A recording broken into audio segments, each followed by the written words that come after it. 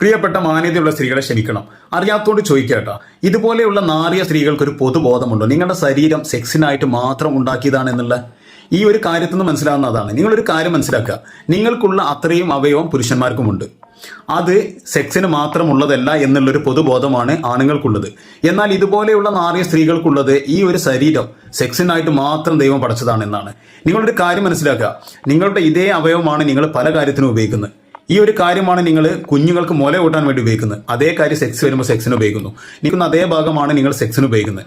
ഈ ഓരോ കാര്യങ്ങളും നമ്മുടെ ശരീരത്തിന്റെ ഓരോ അവസ്ഥകൾക്കനുസരിച്ച്, ഓരോ സിറ്റുവേഷൻ അനുസരിച്ച് ഹോർമോണും കാര്യങ്ങളെല്ലാം റിലീസായിട്ടാണ് പ്രവർത്തിക്കുന്നത്. അല്ലാതെ നിങ്ങളെ ശരീരം സെക്സിനായിട്ട് മാത്രമാണ് എന്നുള്ളൊരു പൊതുബോധമുണ്ടെങ്കിൽ ആ ബോധമുള്ള സ്ത്രീകൾ ഇനി പുറത്തിറങ്ങരുത്. ഇത് നിങ്ങളെ ബോഡി പാർട്സ് ആണ്. ഇത് പുറത്തു പോകുമ്പോൾ നിങ്ങളെ കൂടെ ഉണ്ടാവും. അതിൽ കൈയും കാലൊക്കെ തട്ടിയേക്കാം, അറിയാതെ ആരെങ്കിലും നോക്കിയേക്കാം. അതൊന്നും സെക്സ് അല്ല. നിങ്ങൾക്ക് സ്വന്തം തന്തയും തള്ളയും ഇല്ലാത്തത് കൊണ്ട് അത് പൊതു പബ്ലിക്കിലോ ട്രാൻസ്പോർട്ടോ യാത്രകളിലോ ഒന്നും നമ്മളത് ഉപയോഗിക്കാതിരിക്കാൻ പറ്റില്ല. നമ്മളെ ബോഡി പാർട്സ് ആണ്. ഈ ഒരു സാധനം ആരെങ്കിലും കയ്യോ കാലോ തട്ടുമ്പോഴേക്കും സെക്സായി ചിന്തിക്കുന്നുണ്ടെങ്കിൽ ഇതുപോലെയുള്ള സിറ്റുവേഷൻ ഇനി കേരളത്തിൽ അനുവദിക്കാൻ സമ്മതിക്കില്ല. അത് ഏതറ്റം വരെ പോയിട്ടും ഈ ഒരു സ്ത്രീ കാരണം ഇന്ന് ഒരു വ്യക്തി ഈ ലോകത്തില്ല, ആത്മഹത്യ ചെയ്യേണ്ട സിറ്റുവേഷൻ വന്നു.